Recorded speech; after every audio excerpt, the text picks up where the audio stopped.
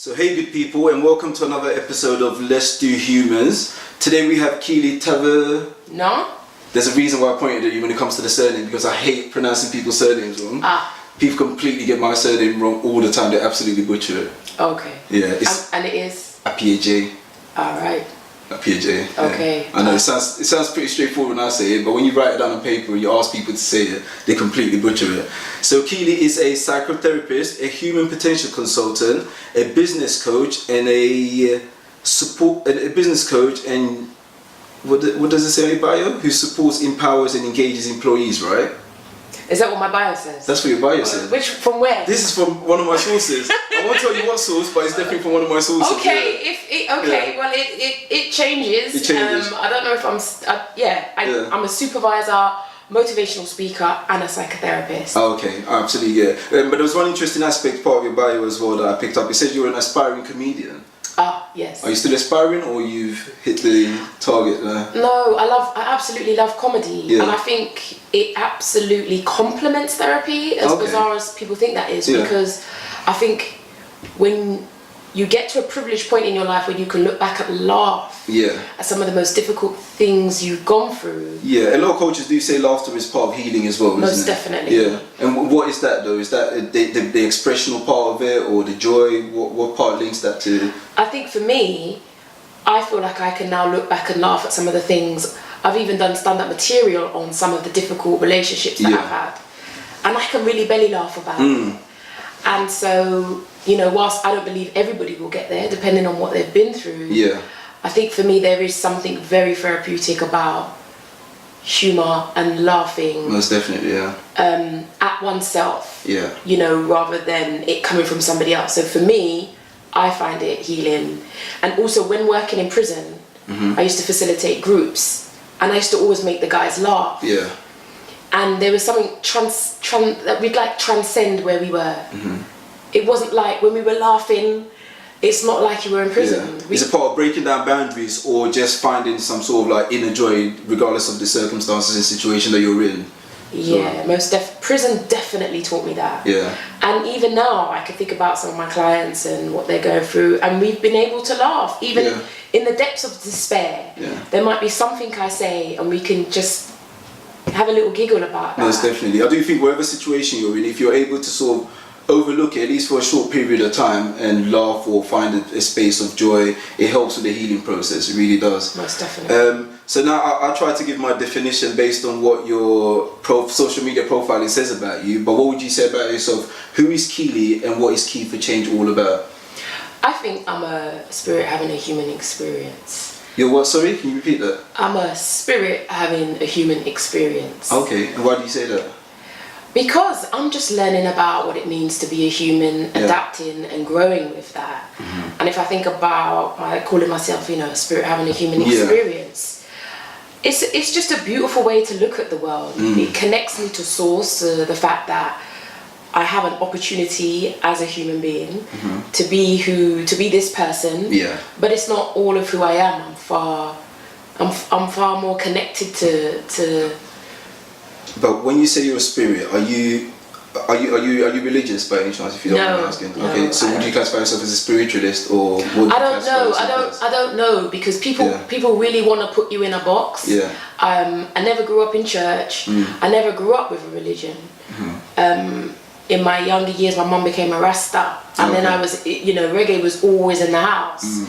And so it was only when I went to church that I realised that I knew some of what the pastor was saying, because they were like Garnet Silk songs, or they come from Dennis Brown, and I hadn't necessarily known. And then, like, working in prison, I was near the chaplaincy, so I'd learn from the imam or the rabbi. So I take what makes sense to me rather than a specific rule set. But you do feel that you're a spirit having a human experience. So the human experience, is that an outer body experience? Oh, you're gonna get, you want to dissect all of this. Not really in detail, but I'm just trying to understand who you are as a whole before we get further into like some of the work that you do. So we're trying to get a picture of who you are. I think that's who I am. I don't necessarily have a beautiful, eloquent, neat description of that. I understand. Yeah. But that's what makes sense to me today. Yeah. And that helps me to be kind to myself, to think about when I think about my own shortcomings or where I'm going. And because I have built my business on faith, you know, literally by taking risks, by not always worrying about the how. Yeah. It's been a very spiritual walk for me. And when I consider myself as a spirit having a human experience, it makes sense. Okay. Yeah, I may not have the vocabulary and the description. No, I completely understand where you're coming from. Yeah, but it's what makes sense to me. Everything is as easy to break down as that, because some things are a feeling, it's an emotional sort of like a ride that you go through. It's not easily sort of like articulated. But going back into... But additionally, you cannot put everything into words. You know, words is a way to convey yourself, but not everything can be conveyed through word. Most definitely. The language is limited. So you're not always going to be able to, you know, different cultures have different words for things that we don't have most definitely, words for. So I hope, that makes sense. It makes sense, yeah.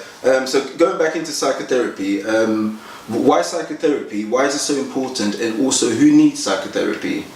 Okay, so you have to break that down. So you're a psychotherapist. Most definitely. Right, yeah, so why that lane? What drove you to that lane? Is it a personal experience, or is it a profession that you went into academically, or what's the reason behind it? Okay, so I guess, you know what it's like, did I choose it or did it choose me? Yeah. That's a question everyone asks themselves in regards to why they're here and what they do. Yeah. And I guess for me, I left school with no GCSEs. I had little ambition in terms of what I did next. And ended up in college studying business. But I was always interested in the human resources aspect of the business course that I did.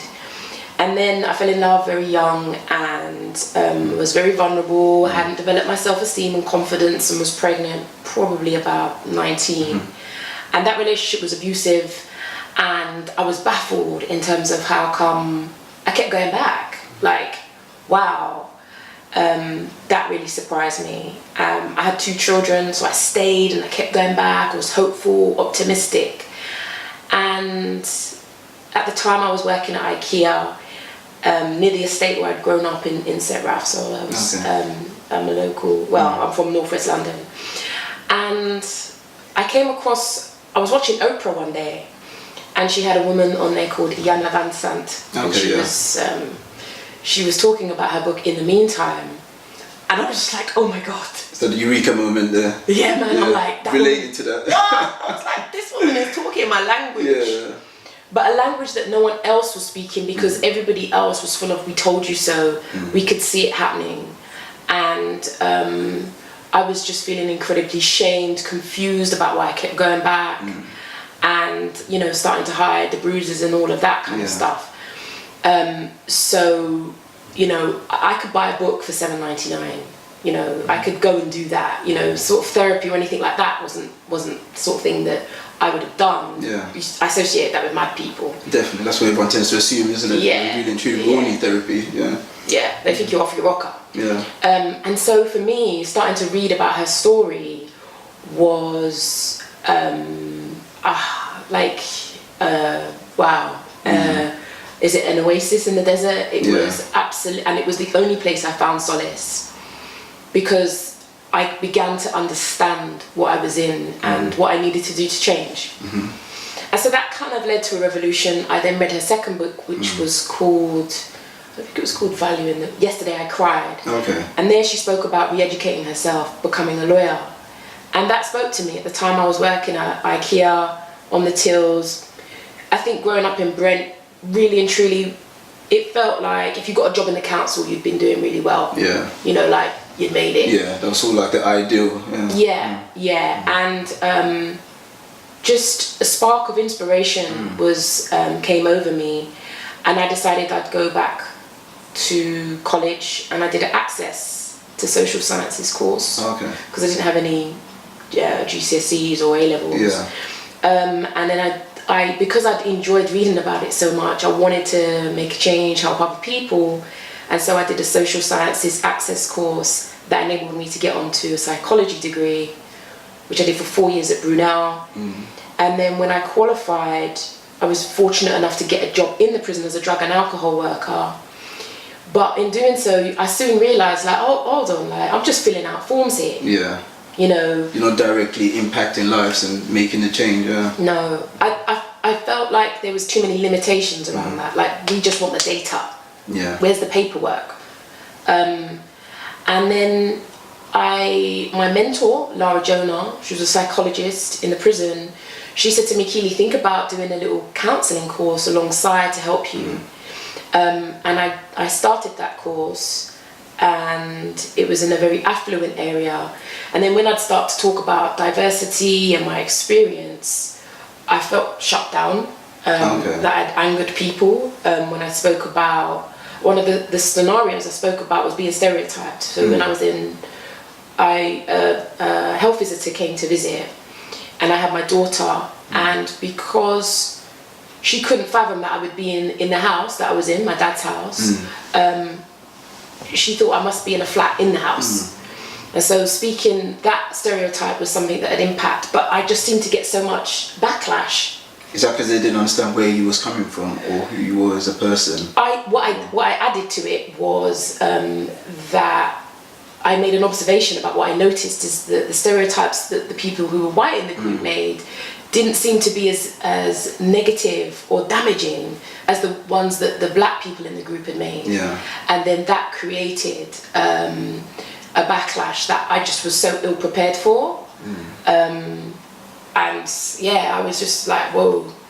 And from that, I discovered Barton, the Black and Asian Therapist Network. Okay.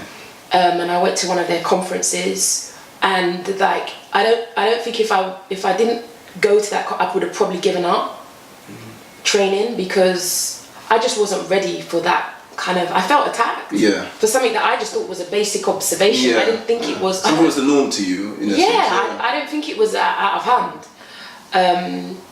And so that helped me to stay. And Dr. Aisha Mackenzie had also, she'd done her doctorate at Metanoia, which was in Ealing. And I thought, she's a black woman, she's a doctor, she's trained there, it's local to me, let me see what they're about. And so that's where I went to study my master's in person-centered psychotherapy. You felt more understood in that type of environment where you could relate to the individuals. Well, I'm a grassroots girl, so the thing about Metanoia is it costs a lot more to train there. Yeah. So you have an affluent client group. So now the first thing I mentioned when I was interviewed was about the race dynamic, because I wanted to make sure, like, can we have the race talk here, or am I going to offend people? Yeah. And I felt comfortable with the tutor when I mentioned it. And then, I got onto the course, that was fine.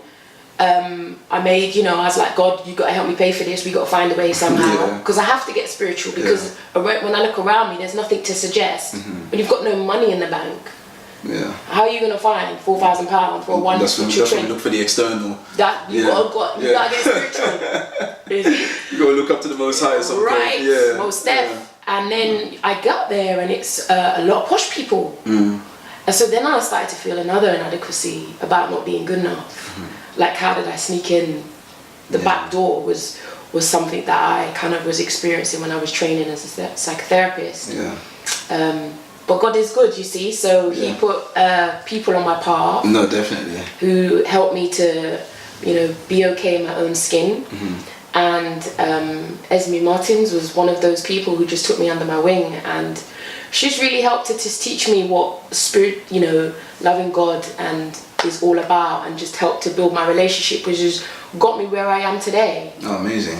I've had a look at quite a bit of your content over the last couple of weeks. When I first initially decided I wanted to have you on as a guest, and one of the common themes that I've come across is that a lot of your work is based around empowering and motivating women in particular, and a lot in relations to relationships and knowing how to come out of abusive situations, and just sort of like looking at trigger points for human behaviors in relations to relationships and women. Can you elaborate a bit more about that? Why specifically women's issues? Now I know some of it is down to your own personal journey, but what is your aim in what is your aim in regards to the content that you're currently putting out? Sometimes I don't know. I think that's the challenge with the way that I'm wired, is I don't come from a very, let me plan it all out and then I'll have a sort of theme. But there must be a reasoning though, because is it something that you relate to, or is there a message you're trying to convey? I think the rationale behind my videos is I think I endeavour to try to articulate the small incidences, experiences that will feed into diminishing our greatness. You know, that we won't necessarily realise, but if we don't realise it's our expectations that are screwing us over, then we can end up at rock bottom and not be clear.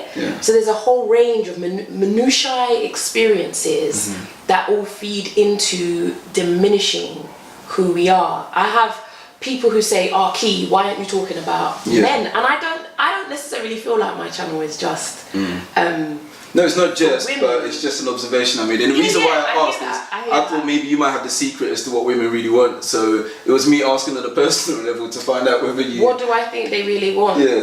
I think we don't always know necessarily what we want. And I think often we project what we want onto others. You know, in intimate relationships, that will be the man. And I believe that is a recipe for disaster. And I think we have to take responsibility for ourselves. And people like that, they like the idea of that. But taking responsibility for yourself is not easy. You know, it's a delicate walk, and you have to be incredibly self-aware to catch yourself. Because if not, you end up hurting yourself ultimately. You know, because you're just I get it. It's like, you know, you're in the dark. You don't necessarily realize. And if I think about my most difficult relationship today, I take responsibility for putting myself in that situation, which people can get annoyed with me about. Like, no, that person treated you like that. And it's like people probably be under the assumption that you can't control someone's actions, so why would you then blame yourself for that? But you feel like there's a reason behind. Most definitely. I mean, today I have no regrets. I am very fortunate. I'm grateful for that experience because it's what's got me where I am today, and I love where I am today. And that is built upon what I was going through yesteryear. If I choose to put myself in a relationship that is not healthy, that is my responsibility. And I think that is a real rub for people. Because when the truth in general is a rub for people. It really is. People just generally can't handle the truth. The truth is quite triggering. So no, but bruv, they love the idea of it. Yeah, they love the idea of the truth. They paste it on all the social media. But when you know, and if someone chooses to be disrespectful to you, yes, that is them. But if we pick up the phone and call the bozo, text him, don't block him, leave the door ajar, as I say. Just deal with your head on. Then, then are we not creating our own misery? People like the notion, but not the reality of that. And I guess I feel like I'm here to tell people the uncomfortable truth sometimes. You know. And in relations to relationships, what is the uncomfortable truth? You need to be responsible for yourself. You know, I'm about interdependence. I believe that is a healthy relationship, a way to have a healthy relationship. But people get that really confused, and they project their needs, their wants, their ambitions, and they believe, if you think about Jerry Maguire, you should complete me. Yes. Definitely. You should complete me. And, you know, I think that gets people in a lot of, causes a lot of pain. You know? And going back to the topic of psychotherapy and some of the work you're doing now, what are some of the things you're doing in regards to like empowering and improving people's lives? What are the trigger points? How do you identify? I'm going to ask two questions. The first one is, how does one identify that they have an issue? So life is complex in itself. Life is like we're not handed a manual when we enter into life. So it's very confusing, and it's very strenuous on the mind, physically, mentally. It takes a lot of strain on us, and that's why I really think it's important that everyone should speak to a psychotherapist at some point or the other, because we're all in a state of confusion and dismay in some stage of our lives. So what are some of the key points that someone can use to identify that they have an issue, or they require psychotherapy, or they need to speak to someone? Because you might ask the individual, saying, "Oh, you might have a friend, let's say for instance, that you can see is going down a dark hole. They're depressed. They've changed from who they previously was." At what point should you then refer that individual to a professional? I guess the challenge is you have to want it for yourself. Yeah. You know, people tell me all the time, "Oh, you need to speak to my friend." This is no Band-Aid. You know, and I've studied long and hard. I don't do coping strategies for people. I assist people to get to the root cause. Yeah. And often that it takes bravery and courage, and one needs to surrender, and that is not an easy walk. And so I think it's about, somebody has to be ready to go there. It's literally into the unknown, and there is gold there. I think, you know, just your question made me think about a video I did about kind of like 5 signs that you need therapy. And I think it's about, you know, noticing, you have to pay attention to your behavior. You know, usually what happens is, for all the people I've seen, usually what's happened is the things that they've loved has gone. Okay. Literally, they're not in their life. Or there's certain behaviors that they are exhibiting that they know is problematic. So when you say everything that they loved is gone, is that hypothetically speaking, or is that them physically losing? Physically. Yeah. So I have, I'm going to be giving a talk this week, and it's a bucket list. It's a bucket list. And then, you know, you just ask people to tick off the things that they would like to do. And straight away, you get an insight into people's lives. People do not often do the things that brings them joy. It may sound bizarre, like... No, I completely get it. Like, something simple as going to work, it can be considered one of those things if you don't love what you do. Yeah. But imagine if you're in a job that you hate. Yeah. You know, and we know how much that consumes our lives. I think it's about, you know, there's a range of factors that feed into why people become depressed and sad. But I do believe, you know, people can tell you all the time, you need to get help, but something has to hit within. Yeah. You know, something within you has to get, as bizarre as it sounds, I am a big fan of rock bottom. Okay. You know? As in the human being hitting rock bottom? Yes. Okay. Prisons taught me that. Yeah. You know, I worked in prison for 8 years. Yeah. And what's the limit of rock bottom though? Your rock bottom is unique to you, sir. You know, so what's rock bottom to me isn't for somebody else. Yeah. But it's at that point where you get clear about what matters and what doesn't and what has to go. Yeah. You know? And so if I'm very honest with you, I am the last person that people want to see. They would rather do retail therapy, hydrotherapy, any kind of therapy. Well, they enjoy. So one of the things I wanted to ask you before we close today's podcast is we've discussed issues and how people can identify whether they have issues and stuff. What are some of the easiest steps to take to empower and re-energize yourself as someone who's in a potentially dark place? So there is the seeing the professional, but what are some of the practical things we can do to either avoid or to help uplift ourselves? You know, I'm a massive fan of music, and I douse myself every day. Yeah. I listen to Premier Gospel every day. Oh, nice. I just love the music. Yeah. And Yinka in the morning is absolutely magnificent. She's One Extra, right? One Extra. Oh, is she on? No, Yinka is the host on Premier Gospel. Oh, okay. Every morning. So I know there's a Yinka on Capital One Extra as well. Oh, is there? Yeah, but I don't think she plays gospel. Not at all. No, you ain't gonna hear no gospel on there. For me, that is something that's really, really helpful. Because sometimes when I personally encounter my own issues, I find one of these songs just starts coming through my head and helps me to like get clear or stay still or trust the process, like to not forget who I am, who I truly am. I think I've been writing a book at the moment. Amazing. And one thing I talk about in my book, which is about self-love, is a phone audit. A what, sorry? A phone audit. Is that the individuals you have your contact list, or? So you mentioned about people who are in a dark place. What do you need to do? You need to check your phone. Because in your phone is a whole heap of problems.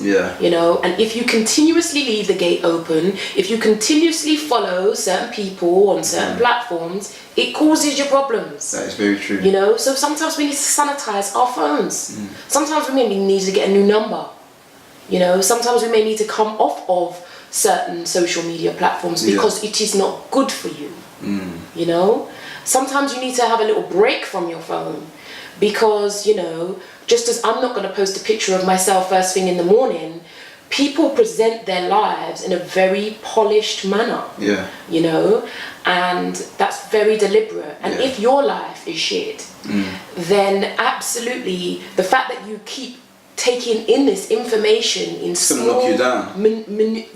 The small, minute ways at which is all impacting on us. The BBC's Panorama did a documentary recently called The Dark Side of Smartphones. And how the engineers who created them, you know, one small thing they did was continuous scroll. Which keeps you on that platform, keeps you there. You are continuously being bombarded with often nonsense, you know, that isn't inspirational, that isn't beneficial to you nor your fellow human being. And so I think this is something that we have to be mindful of.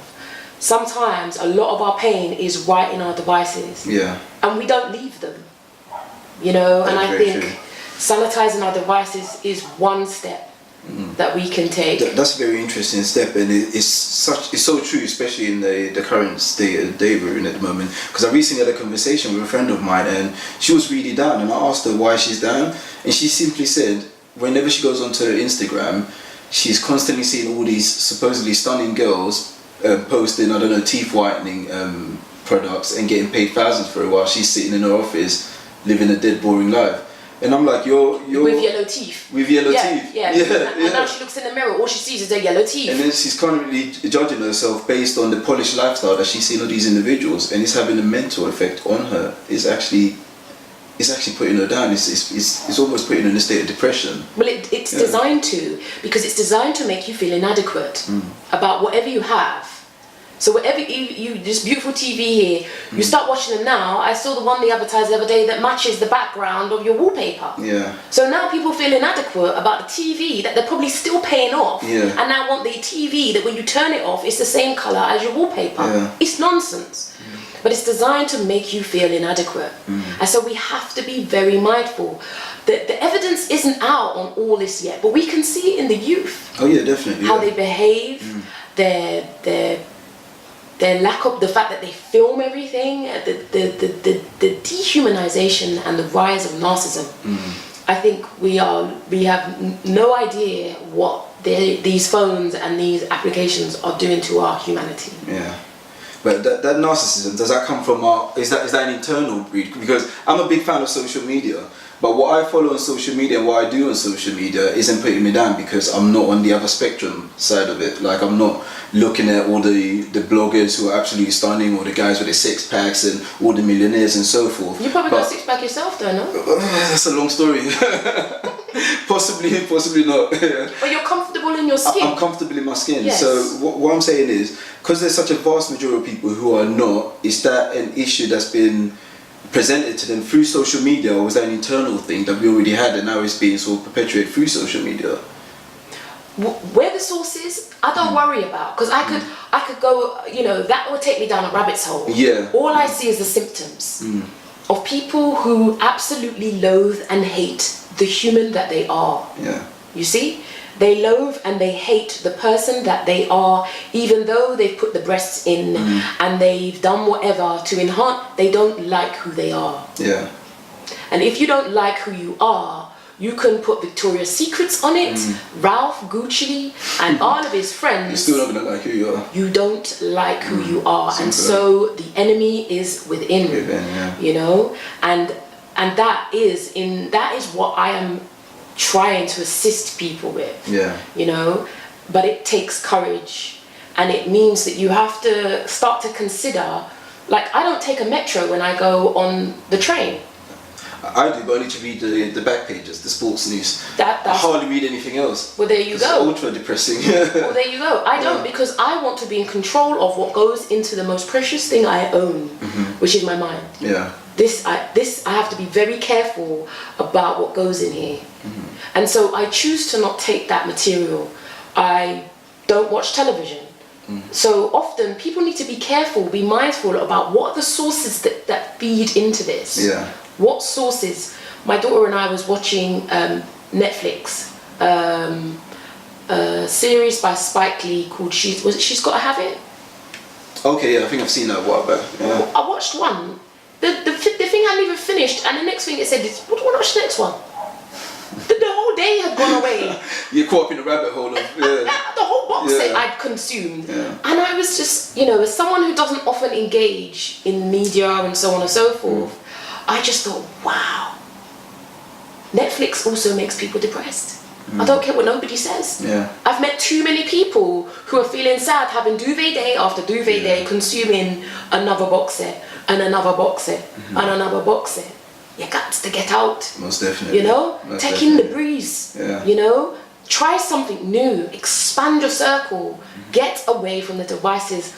I feel like we have no idea how much damage, you know, is being done to us. And you may say I'm a hypocrite because I'm there promoting what I do, but you know, I'll engage with it because my ambition is to wake people up. Yeah. You know? Most definitely. And it's a continuous process as well. It's not an overnight thing. So even though you're engaging in it, we're all still going through that healing process of trying to discover, in essence. So you've touched on one amazing point, which is to audit your social media, audit the intake of whatever it is that you're allowing into your space. What are some of the other things we can do to sort of empower and enlighten ourselves? Well, I think what comes in, you know, you have to be very careful. I remember one time, like, from working in the prison, I started to listen to spiritual music because it was very depressing what I did, and I found spiritual music very, very helpful. I thank you to Mr. Grimes who said, Key, you need to listen to this station, it's the best. I was like, brilliant. Yeah. I think we need to be careful about what comes into here. I remember kind of once going to Carnival and getting a free CD of like Carnival music. And I just remember myself wanting to have sex. Like, this music, it don't come out. Like, I'm scrolling through my phones for some old has-beens trying to resurrect deadbeats. And I'm like, no, man. You're like, what's this that possessed you? Yeah. Exactly. Music is so powerful. Music, listen, man, what part of the brain that works on is very, very profound. And we need to be very mindful about what we're putting in. You know, like even my daughter will be listening to certain music. I had to tell her to take it off the other day, and I think I'm a pretty mum who's cool and down. What sort of music was that? What song was that, Tia? Was that drill? What song was it the other day you were listening to and I told you to turn it off? Was it something about sex? Probably. She's not even interested. I said, and I don't even think I'm approved.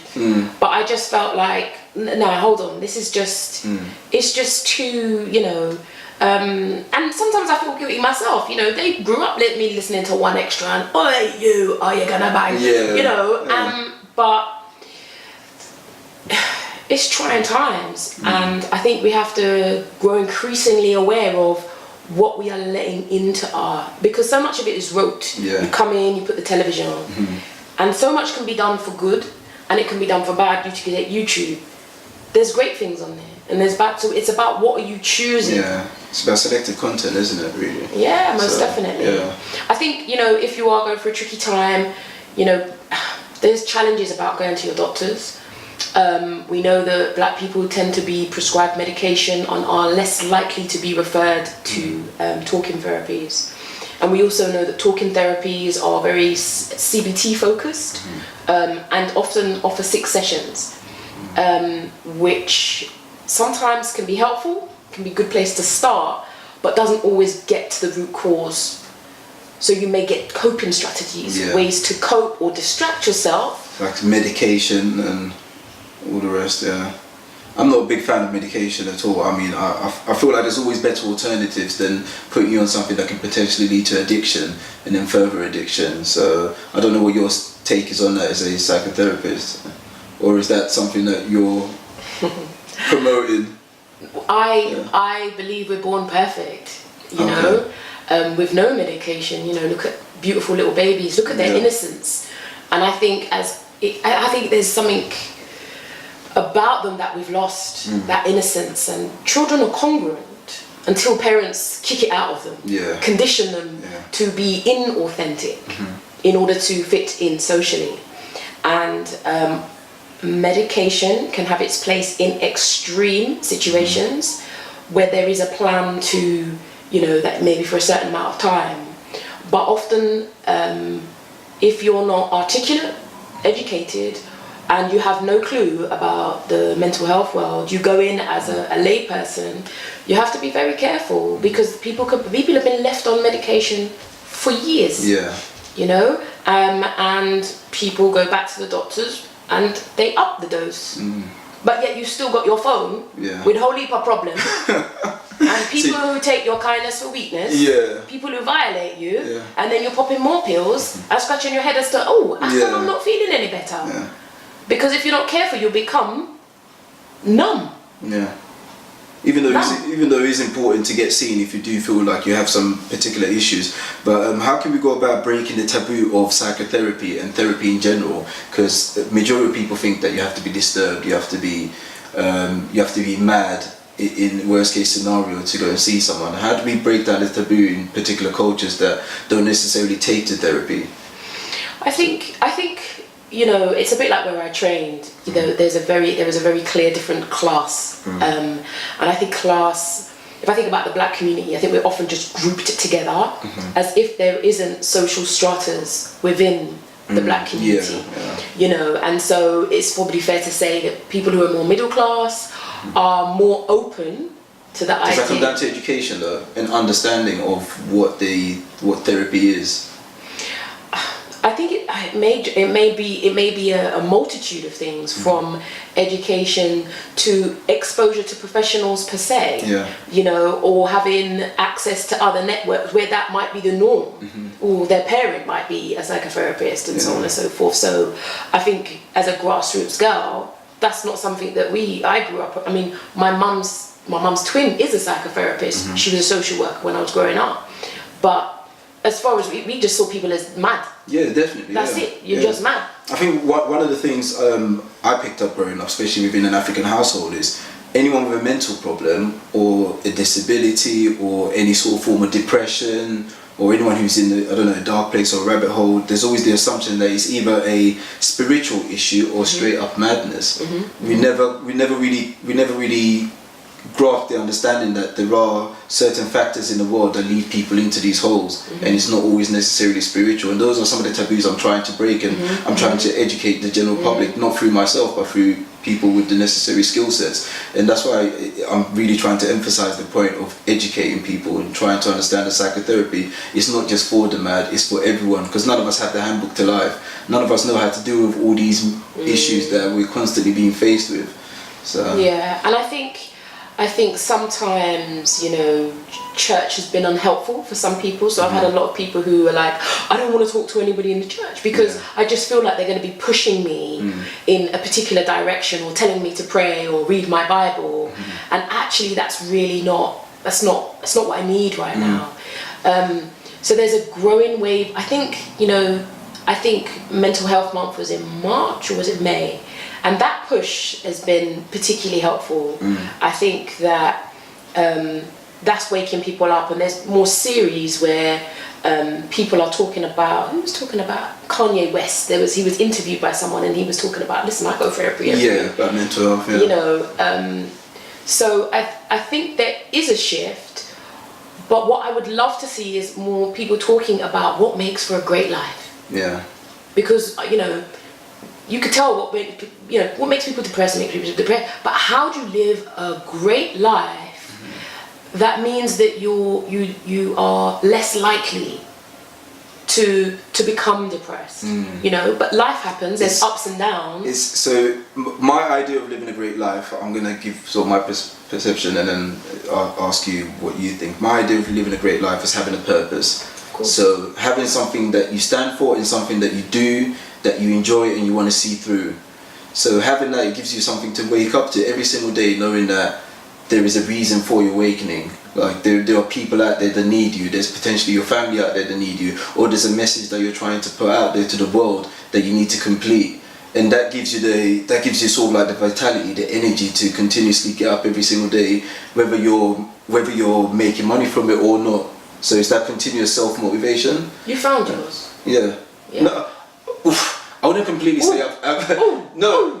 The reason being is I feel like there's so much more for me to do. So I have the purpose, I have the driving force, but in terms of feeling absolutely complete in my purpose, that is something that I'm continuously sort of working towards. Yeah. But at least I have that engine going now. So like there's something that drives me to wake up to continuously work towards that end goal. Yeah. I could add to that. What I would say though is purpose is the key. You know, and when you don't have purpose, you know, I was saying to I was at my office at 7 o'clock in the morning just yesterday. Why? And it's got me thinking about habits. Why? Because I love what I do. You know, I absolutely love what I do. That's why I can get up. I don't even need an alarm clock. I get up and go because I love what I do.